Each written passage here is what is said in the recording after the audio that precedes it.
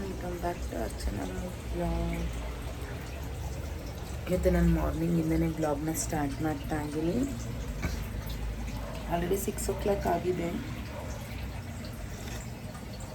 ಮಕ್ಕಳಿಗೆ ಟಿಫನ್ ಮಾಡಬೇಕು. ಇವತ್ತು ಪೂರಿ ಸಾರು ಮಾಡೋಣ ಅಂತ ಹೇಳಿಬಿಟ್ಟು ಆಲ್ರೆಡಿ ಆಲೂಗಡ್ಡೆನ ಬೇಯಕ್ಕೆ ಹಾಕಿದ್ದೀನಿ.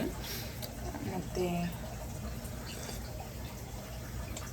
ಇವಾಗ ವೆದರ್ ತುಂಬ ಕೋಲ್ಡ್ ಇದೆ ಅಲ್ವಾ, ಕೋಲ್ಡು ಮತ್ತು ಕಾಫ್ ಎಲ್ಲ ಆಗ್ತಾ ಇದೆ. ಹಾಗಾಗಿ ನಾನು ಇಲ್ಲಿ ಎಲ್ರಿಗೂ ಒಂದು ಸಜೆಸ್ಟ್ ಮಾಡ್ತೀನಿ. ಇಲ್ಲಿ ನೋಡಿ ತುಳಸಿ ಡ್ರಾಪ್ ಅಂತ ಸಿಗುತ್ತೆ. ಇದರಲ್ಲಿ ಎಲ್ಲ ಥರ ಗಿಡಮೂಲಿಕೆಗಳಿರುತ್ತೆ. ಕೋಲ್ಡ್, ಕಾಫ್ ಮತ್ತು ಇಮ್ಯುನಿಟಿ, ಆ್ಯಂಟಿವೈರಲ್ ಇನ್ಫೆಕ್ಷನ್ ಏನೇ ಇದ್ರೂ ಮಕ್ಕಳಿಗೂ ಕೂಡ ಕೊಡ್ಬೋದು, ನಾವು ಕೂಡ ತೊಗೊಬೋದು. ಅಪೋಲೋ ಫಾರ್ಮಸಿಲಿ ಸಿಗುತ್ತೆ. ನೀವು ಇದನ್ನು ಮಾರ್ನಿಂಗ್ ನೀರು ಕುಡಿತೀರಲ್ಲ, ಆವಾಗ ಒಂದು 2 ಡ್ರಾಪ್ನ ಬಿಸಿನೀರಿಗೆ ಹಾಕ್ಕೊಂಡು ಕುಡಿದ್ರೆ ಒಂದು 2-3 ಡೇಸಲ್ಲೆಲ್ಲ ನಿಮಗೆ ಕಾಫ್, ಕೋಲ್ಡ್ ಏನೇ ಇದ್ರೂ ಕೂಡ ಕಡಿಮೆ ಆಗುತ್ತೆ. ಒಂದ್ಸರಿ ಟ್ರೈ ಮಾಡಿ. ಓಕೆ ಗೈಸ್, ಇವಾಗ ನನಗೆ ಎಕ್ಸಸೈಸ್ ಸ್ಟಾರ್ಟ್ ಆಗುತ್ತೆ. ಹಾಗಾಗಿ ಇವಾಗ ನಾನು ಎಕ್ಸಸೈಸ್ ಮಾಡಿ ಮಕ್ಕಳಿಗೆ ಟಿಫನ್ ಮಾಡಬೇಕು. ಹಾಗಾಗಿ ಇವಾಗ ಜಾಯಿನ್ ಆಗ್ತಿದ್ದೀನಿ ಎಕ್ಸಸೈಸ್ಗೆ. ಯೋಗ ಎಕ್ಸಸೈಸ್ ಎರಡೂ ಕೂಡ ಇರುತ್ತೆ. ನಾನು ಮಾರ್ನಿಂಗ್ ಜುಂಬಾ ಕ್ಲಾಸ್ಗೆ ಜಾಯಿನ್ ಆಗ್ತೀನಿ. ಅದರಲ್ಲಿ ಕಾರ್ಡಿಯೋ ವರ್ಕೌಟ್ ಮಾಡಿಸ್ತಾರೆ, ತುಂಬಾ ಚೆನ್ನಾಗಿರುತ್ತೆ. ಹಾಗಾಗಿ ಮಾರ್ನಿಂಗ್ ಜುಂಬಾ ಕ್ಲಾಸ್ಗೆ ಜಾಯಿನ್ ಆಗ್ತೀನಿ, ಈವ್ನಿಂಗ್ ಯೋಗ ಮಾಡ್ತೀನಿ. ಏನಾದರೂ ಒಂದು ಮಾಡಬೇಕಲ್ವಾ, ನಮ್ಮ ಬಾಡಿನ ನಾವು ಕಂಟ್ರೋಲ್ ಇಟ್ಕೋಬೇಕು. ಇವಾಗ ಬೇರೆ ಮತ್ತೆ ಕೊರೋನಾ ಅದು ಇದು ಅಂತ ಎಲ್ಲ ಹೇಳ್ತಾ ಇದ್ದಾರೆ. ಅದರಲ್ಲೂ ದಪ್ಪ ಇದ್ದರೆ ಅವ್ರಿಗೆ ಕೊರೋನಾ ಬರೋದು ಅಂತಲೂ ಬೇರೆ ಹೇಳ್ತಿದ್ದಾರೆ. ಹಾಗಾಗಿ ಸ್ವಲ್ಪ ನಮ್ಮ ಇದರಲ್ಲಿ ನಾವಿರಬೇಕಲ್ವಾ, ಹಾಗಾಗಿ ಸ್ವಲ್ಪ ಕೇರ್ ಅಷ್ಟೆ. ಓಕೆ, ಬನ್ನಿ ಇವಾಗ. Focus your gauge at a single stationary point. अपनी नजर को एक पॉइंट पे टिका दो. Become aware of the micro movements that are happening in your feet. पैरों में जो छोटे छोटे एडजस्टमेंट हो रहे हैं कंटिन्यूअसली. जब सपोर्ट को छोड़ना भी है थोड़ा सा, ताकि आप बैलेंस कर पाओ अच्छे से. And bring it down. The other side. Make sure you push your hip so that the body is straight. We don't want this. ऐसे नहीं खड़े होना है, ठीक है? सीधा खड़े होना है. वृक्षासन. वृक्ष मतलब पेड़. रूट आपके स्ट्रांग होंगे तो आपका बैलेंस बहुत अच्छा होगा. नजर एक जगह पे टिका दीजिए.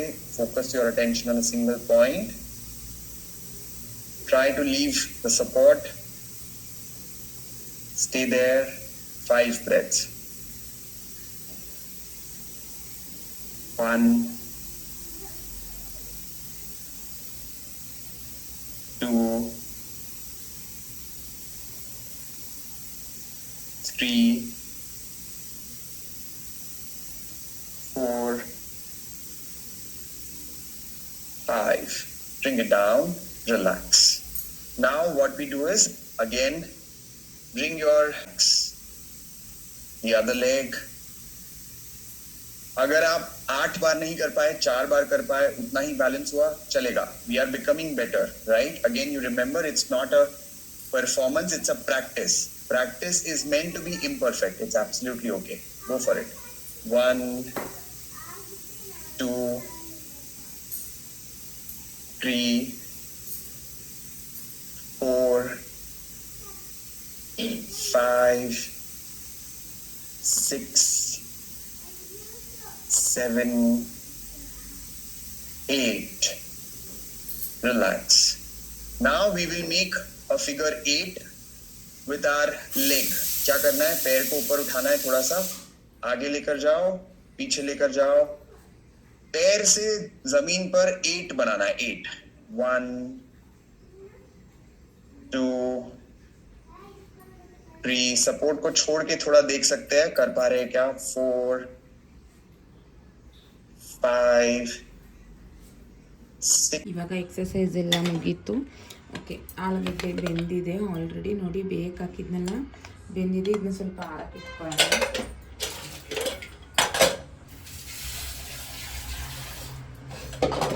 ಇನ್ನು ಅಷ್ಟರೊಳಗಡೆ ಒಂದು ಪ್ಯಾನ್ನ ಕಾಯಕ್ಕೆ ಇಟ್ಕೊಂಡಿದ್ದೀನಿ. ಇವಾಗ ಅದಕ್ಕೆ ಒಗ್ಗರಣೆ ಕೊಡ್ಕೊತಾ ಬರೋಣ. ನಾನಿಲ್ಲಿ ಒಗ್ಗರಣೆಗೆ 1 ಈರುಳ್ಳಿ, 1 ಟೊಮೊಟೊ, ಅಷ್ಟು ಮೆಣಸಿನ್ಕಾಯಿನ ತೊಗೊಂಡಿದ್ದೀನಿ. ಯಾಕೆಂದರೆ ಮಕ್ಳಿಗೆ ಮಾತ್ರ ಮಾಡೋದು. ನಾನು ಹಸ್ಬೆಂಡ್ ಇಬ್ಬರೂ ಕೂಡ ತಿನ್ನಲ್ಲ ಎಣ್ಣೆ ಐಟಮ್ ಎಲ್ಲ. ಮಾರ್ನಿಂಗ್ ಬ್ರೇಕ್ಫಾಸ್ಟ್ ನಮ್ಮದು ಓಟ್ಸ್ ಆಗಿರುತ್ತೆ, ಇಲ್ಲ ಏನಾದರೂ ಸ್ಪೌಟ್ಸು ಸಲಾಡ್ಸು ಆಗಿರುತ್ತೆ. ಹಾಗಾಗಿ ತಿನ್ನಲ್ವಲ್ಲ, ಅವ್ರಿಗೆ ಮಾತ್ರ ಅಲ್ವಾ ಅಂತ ಹೇಳ್ಬಿಟ್ಟು ಅವರಿಬ್ರಿಗೆ ಮಾತ್ರ ಮಾಡ್ತಾಯಿದ್ದೀನಿ.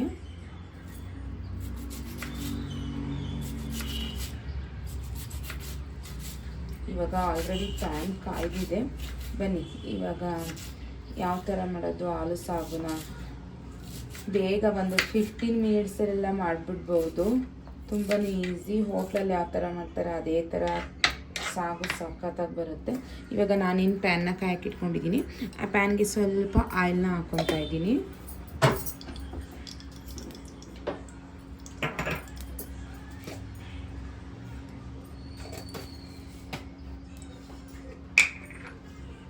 ಅದಾದಮೇಲೆ 1 ಟೇಬಲ್ ಸ್ಪೂನಷ್ಟು ಜೀರಿಗೆ ಮತ್ತು 1 ಟೇಬಲ್ ಸ್ಪೂನಷ್ಟು ಸಾಸಿವೆ, ಕರಿಬೇವು ಸೊಪ್ಪು,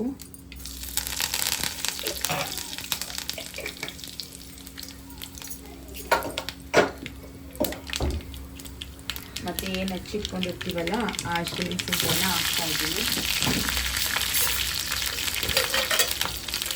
ಮತ್ತು ಇದು ನೋಡಿ ಇಷ್ಟು ಕಡಲೆಬೇಳೆನ ಹಾಕ್ಕೊತಾ ಇದ್ದೀವಿ. ಇಷ್ಟನ್ನು ಹಾಕೊಂಡು ಇವಾಗ ನೀಟಾಗಿ ಸ್ವಲ್ಪ ಫ್ರೈ ಮಾಡ್ಕೊಳ್ಳೋಣ.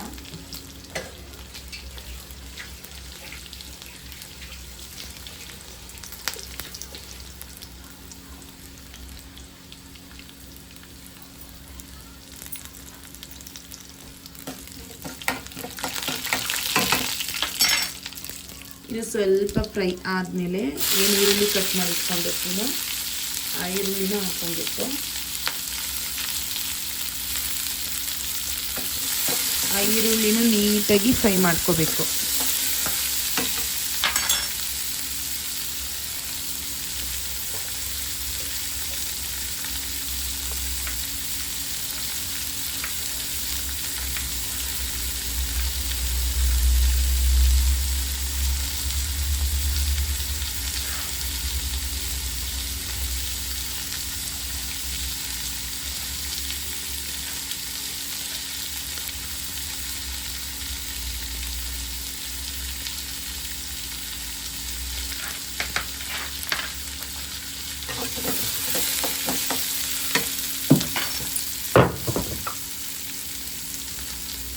ಈರುಳ್ಳಿ ಬೇಗ ಮಾಡಬೇಕು ಅಂತ ಅಂದರೆ ಬೇಗ ಬ್ರೌನ್ ಕಲರ್ ಬರುತ್ತೆ. ನಾವು ಸ್ವಲ್ಪ ಸಾಲ್ಟ್ನ ಆ್ಯಡ್ ಮಾಡಬೇಕು.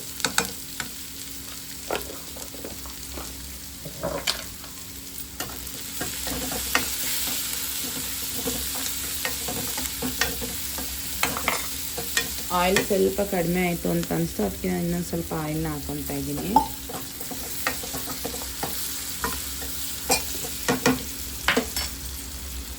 ಇದಾದಮೇಲೆ ಟೊಮೊಟೊನ ಆ್ಯಡ್ ಮಾಡ್ಕೊಳ್ಳೋಣ.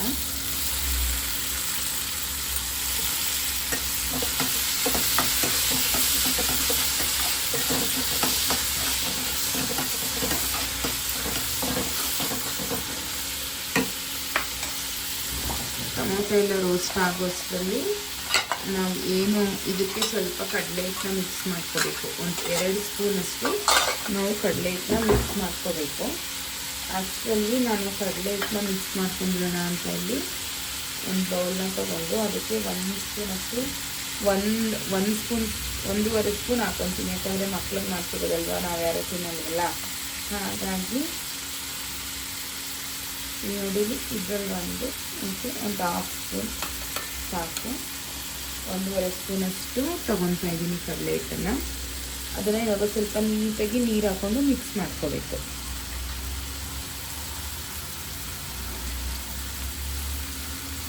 ನೋಡಿ ನಾನು ಇಷ್ಟು ನೀರನ್ನ ಹಾಕ್ಕೊಂಡಿದ್ದೀನಿ.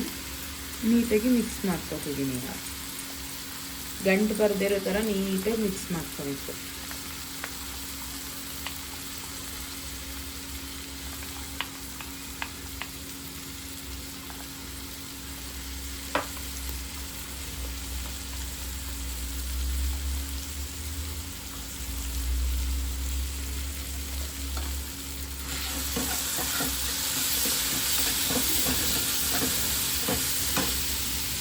ಇವಾಗ ಎಲ್ಲ ಟೊಮೊಟೊ ಎಲ್ಲ ಸ್ವಲ್ಪ ಸ್ಮ್ಯಾಶ್ ಆಗಿದೆ. ಇವಾಗ ನಾವಾಗಲೇ ಹಾಕ್ಕೊಂಡಿದ್ನಲ್ಲ ಕಡಲೆ ಹಿಟ್ಟನ್ನ ಅದಕ್ಕೆ ಹಾಕ್ತಾಯಿದ್ದೀನಿ.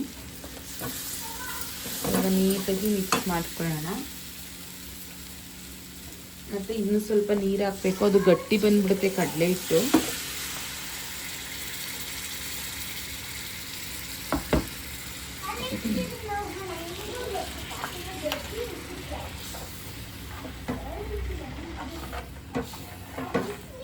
ನಿಮಗೆ ಎಷ್ಟು ಬೇಕು ಗ್ರೇವಿ ಅಷ್ಟು ಕನ್ಸಿಸ್ಟೆನ್ಸಿ ನೀರನ್ನ ಹಾಕ್ಕೊಂಡ್ರೆ ಸಾಕಾಗೋಗುತ್ತೆ. ಮತ್ತು ನಾನಿಲ್ಲಿ ಅರಿಶಿನ ಹಾಕೋದೆ ಮರ್ತ್ಬಿಟ್ಟಿದ್ದೆ. ಸ್ವಲ್ಪ ಹಳದಿನ ಹಾಕೊಳ್ಳೋಣ. ಹಳದಿನ ಹಾಕ್ಕೊಂಡು ನೀಟಾಗಿ ಮಿಕ್ಸ್ ಮಾಡ್ಕೊಳ್ಳಿ.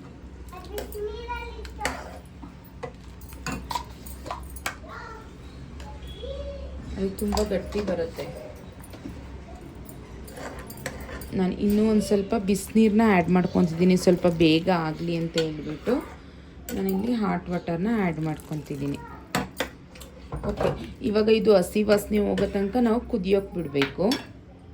ನಾನು ಸ್ವಲ್ಪ ಸಾಲ್ಟ್ ಹಾಕ್ಕೊಂಡಿದ್ದೆ. ಇವಾಗ ಇನ್ನೊಂದು ಸ್ವಲ್ಪ ಮಿಕ್ಸ್ ಮಾಡ್ತಾಯಿದ್ದೀನಿ. ನಾನಿಲ್ಲಿ ವೈಟ್ ಸಾಲ್ಟ್ನ ಹಾಕ್ಕೊಳ್ಳಲ್ಲ, ಹಿಮಾಲಯನ್ ಸಾಲ್ಟ್ನ ಹಾಕ್ಕೊತೀನಿ. ಅದು ಹೆಲ್ತ್ಗೂ ಕೂಡ ಒಳ್ಳೆಯದು. ವೈಟ್ ಸಾಲ್ಟ್ನ ಜಾಸ್ತಿ ಯೂಸ್ ಮಾಡಬಾರ್ದು ಅಂತ ಹೇಳ್ಬಿಟ್ಟು ನಾನು ಹಿಮಾಲಯನ್ ಪಿಂಕ್ ಸಾಲ್ಟ್ನ ಯೂಸ್ ಮಾಡ್ತೀನಿ. ನೋಡಿ ಇವಾಗ ಚೆನ್ನಾಗಿ ಕುದೀತಾ ಇದೆ, ಚೆನ್ನಾಗಿ ಕುದಿ ಬರಲಿ. ಅಷ್ಟರಲ್ಲಿ ನಾನು ಏನು ಆಲೂಗೆಡ್ಡೆನ ಬೇಯಿಸಿಟ್ಕೊಂಡಿದ್ದೆ ಅಲ್ವಾ, ಅದನ್ನು ಈ ಥರ ಸ್ಮ್ಯಾಶ್ ಮಾಡಿ ಇಟ್ಕೊಂಡಿದ್ದೀನಿ. ಆಲ್ರೆಡಿ ಹಸಿ ವಾಸನೆ ಎಲ್ಲ ಹೋಗಿದೆ, ಹಸಿ ವಾಸನೆ ಎಲ್ಲ ಹೋಗಿ ಕುದೀತಾ ಇದೆ ಚೆನ್ನಾಗಿ. ಇವಾಗ ನಾವೇನು ಮಾಡಬೇಕು ಅಂದರೆ ಏನು ಆವಾಗಲೇ ಸ್ಮ್ಯಾಶ್ ಮಾಡಿ ಇಟ್ಕೊಂಡಿದ್ವಲ್ಲ ಆಲೂಗಡ್ಡೆನ, ಆ ಆಲೂಗಡ್ಡೆನ ಇದಕ್ಕೆ ಮಿಕ್ಸ್ ಮಾಡ್ಕೊಳ್ಳೋಣ.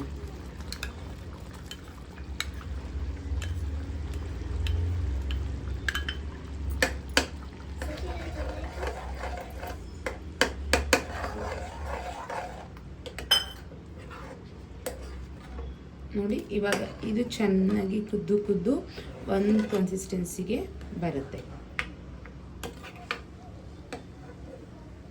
ಲಾಸ್ಟಲ್ಲಿ ನಾವು ಇದಕ್ಕೆ ಸ್ವಲ್ಪ ಕೊತ್ತಂಬರಿ ಸೊಪ್ಪನ್ನ ಆ್ಯಡ್ ಮಾಡ್ಕೋಬೇಕು. ನಾನು ಇವಾಗ ಇದನ್ನು ಕುದಿಯೋಕೆ ಬಿಟ್ಬಿಟ್ಟು ಅದೇ ಒಲೆ ಮೇಲೆ ಪೂರಿನ ಮಾಡೋಣ ಅಂತೇಳ್ಬಿಟ್ಟು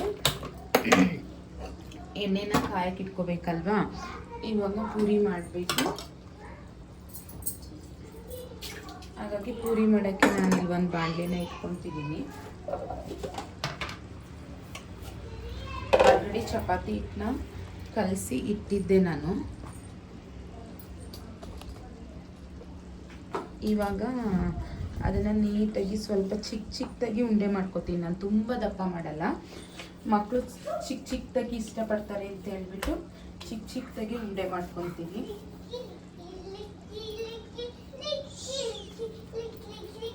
ನೋಡಿ ಇಷ್ಟಿಷ್ಟು ದಪ್ಪ ನಾನು ಉಂಡೆನ ಮಾಡ್ಕೊತೀನಿ. ಇಷ್ಟಿಷ್ಟು ದಪ್ಪ ಆದರೆ ಅವರು ಒಂದು 3-4 ತಿಂತಾರೆ ಇಷ್ಟಪಟ್ಟು. ಮತ್ತು ಚೆನ್ನಾಗಿ ಊದುತ್ತಲ್ಲ, ಹಾಗಾಗಿ ಒಂದು ಅರ್ಧ ಗಂಟೆ ಮುಂಚೆ ಅಥವಾ 1 ಅವರ್ ಮುಂಚೆನೇ ನಾವು ಮಾಡಿಟ್ಕೊಂಡ್ರೆ ಪೂರಿ ಚೆನ್ನಾಗಿ ಉಬ್ದಂಗೆ ಬರುತ್ತೆ. ತೋರಿಸ್ತೀನಿ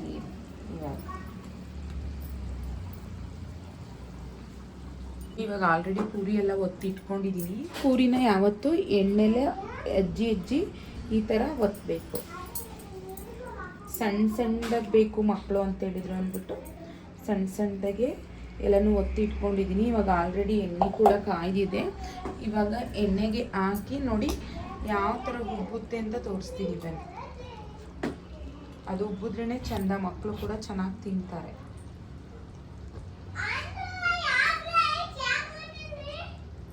ಇವಾಗ ಎಣ್ಣೆ ಕಾಯ್ದಿದೆ, ಬನ್ನಿ ಇವಾಗ ನೀಟಾಗಿ ಪೂರಿ ಎಲ್ಲ ಬೇಯಿಸ್ಕೊಂಬಿಡೋಣ.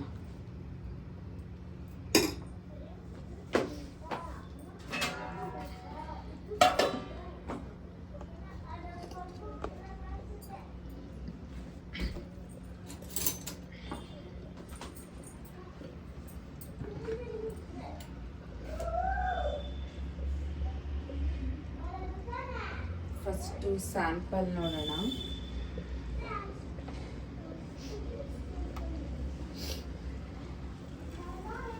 ನೋಡಿ ಎಣ್ಣೆ ಕಾಯಿತು ಇಲ್ವೋ ಅಂತ ಸ್ಯಾಂಪಲ್ಗೆ ಫಸ್ಟ್ ಚೆಕ್ ಮಾಡಿಕೊಂಡೆ.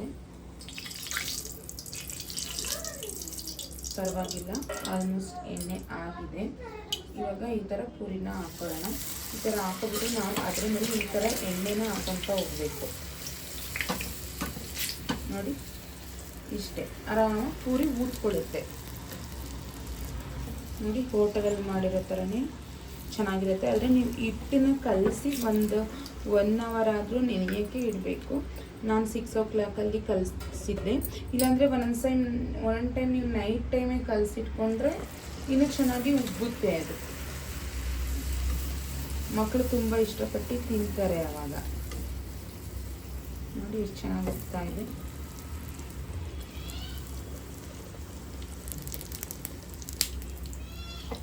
ಈ ಥರ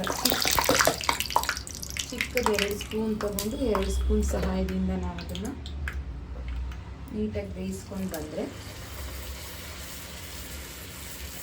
ಆರಾಮಾಗಿ ಬೇಯ್ಕೊಳ್ಳುತ್ತೆ. ನೋಡಿ ಹೆಂಗೆ ಹೋಗ್ತಾ ಇದೆ.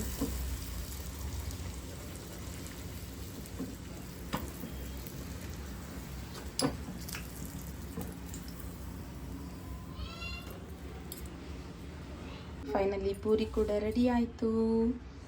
ಇಷ್ಟು ಪೂರಿನ ಮಾಡಿದ್ದೀನಿ. ಮಕ್ಕಳಿಗೆ ಬಾಕ್ಸ್ಗೆಲ್ಲ ಹಾಕ್ಬೇಕಲ್ವಾ, ಹಾಗಾಗಿ ಹಾಗೆ ಸಾಗು ಕೂಡ ರೆಡಿಯಾಗಿದೆ.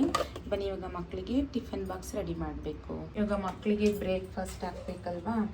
ಅವರೆಂತೂ ಪೂರಿ ಅಂದಿನ ಸ್ನ್ಯಾಕ್ಸ್ ಕೂಡ ಹಾಕ್ತೀನಿ ಡೈಲಿ. ಪೂರಿ ಇದ್ದಿನ ಅವರು ಸ್ನ್ಯಾಕ್ಸ್ನೇ ತಗೊಳ್ಳಲ್ಲ. ಹಾಗಾಗಿ ಅವರು ಒಂದು 5 ಪೂರಿ ಹಾಕ್ಸ್ಕೊಂಡು ಹೋಗ್ಬಿಡ್ತಾರೆ ಸ್ಕೂಲ್ಗೆನೆ.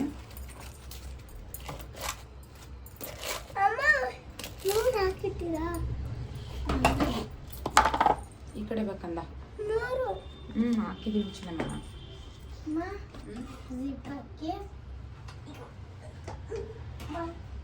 ಅದೇನು ಇವತ್ತು ನಿಮ್ಗೆ ಯಾವ ಡೇ? Green colour day. ಅದಕ್ಕೆ ನೀವು ಈ ಥರ ರೆಡಿ ಆಗಿರೋದಾ?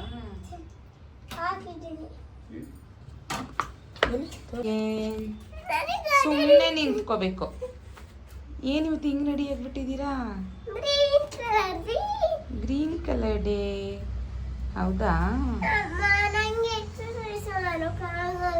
ಇವತ್ತಲ್ಲ ಎಕ್ಸಸೈಸ್, ನಾಳೆ. ಎಲ್ಲಿ ಹಿಂದೆ ಹೋಗಿ ಹೆಂಗೆ ಕಾಣಿಸ್ತಿದ್ದೀರಾ ನೋಡೋಣ.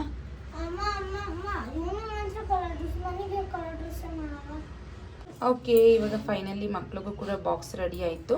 ನಿಮಗೂ ಕೂಡ ಏನಾದರೂ ಈ ರೆಸಿಪಿ ಇಷ್ಟ ಆಗಿದ್ರೆ ಒಂದ್ಸರಿ ಟ್ರೈ ಮಾಡಿ. ಹೇಗಿತ್ತು ಅಂತ ಕಮೆಂಟ್ ಬಾಕ್ಸಲ್ಲಿ ಕಮೆಂಟ್ ಹಾಕಿ.